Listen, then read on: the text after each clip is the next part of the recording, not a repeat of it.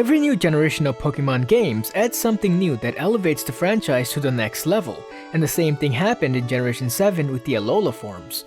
The Alola Forms are Pokemon that have adapted to Alola's habitat in a very unique manner, and by doing so they have taken on a form that is very different from their native environment. This idea of Alola form, aka regional variant, was hinted at all the way back in Generation 1 with Arbok. According to Arbok's Pokédex entry from Gen 1, the pattern on Arbok's chest will change based on the area it's in, and this was showcased in the franchise a few times. Now, this change of pattern with Arbok is nowhere close to the transformation that occurs with the regional variant, as those go beyond just simple alteration. Take Alolan Grimer for example. It is stated by the official Pokémon Sun and Moon website that Grimer were brought to Alola as a solution to the increased amount of garbage, and over time they start to change their body composition. The data on the site also state that what appear to be teeth in Grimer's mouth are in fact the leftover toxins from the garbage, which is now crystallized and cannot be broken. This transformation of Grimer was explained in more detail by Alolan Oak, who states that because the Alola region didn't have enough sludge and pollution, the Grimer had no choice but to eat the garbage, and this not only changed their form but also removed the terrible smell. So with Alolan Grimer, we learned how different diet can influence the form of these Pokemon. However, things get even more interesting when you look at an Alolan Vulpix. The description of Vulpix on the Pokemon website says that Vulpix came to the Alola region with humans, but the Pokemon moved to the snowy mountain peaks to avoid the normal habitats of other Pokemon, and thus it ended up taking on this new form. So by living in this snowy environment for so long, the Vulpix had no choice but to change, and this is why they went from being a fire type to an ice type. So not only does diet influence this transformation, but environment plays a role as well. Now based on the data, Vulpix and Grimer went through this transformation because that was the only way to survive. However, when you look at an Alolan Exeggutor, something completely opposite happens. According to the description provided by the Pokémon Sun and Moon website, the reason Exeggutor changes its form is because of the strong sunlight that pours down in Alola all year round, and this change actually helps Exeggutor to thrive. And because of this, the people in Alola believe that the Alolan form of Exeggutor is the true form, so that means the Exeggutor in the other regions aren't living in their appropriate habitat, thus not growing into their definitive form like they are in Alola.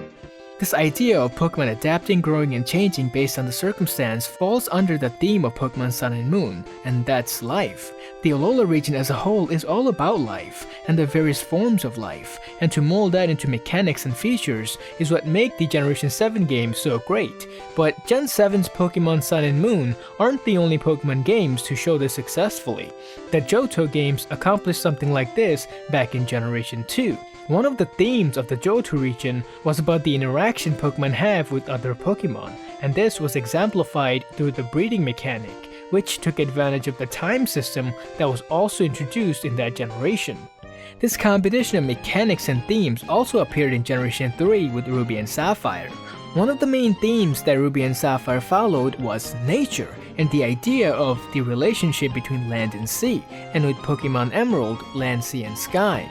And the game mechanics that took advantage of this theme are natures for Pokemon, which influences how a Pokemon's stats grow, and the ability mechanic, which is a passive effect that is applied when a Pokemon is in battle, such as when Groudon is on the field, a harsh sunlight is summoned, and when Kyogre is on the field, a heavy rain is summoned.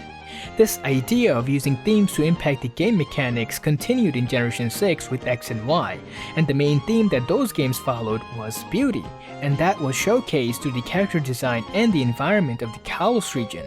And the new feature that took advantage of the theme was trainer customization, which can be used to modify your trainer's looks.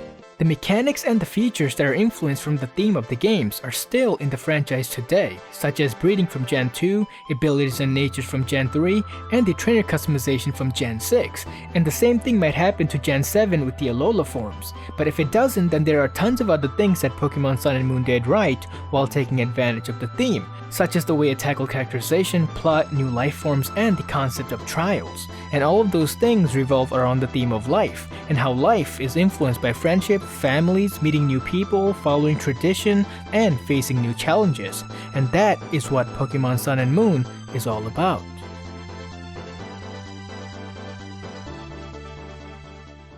Alright, that is all for this video. I'll be back with another video very soon, so stay tuned!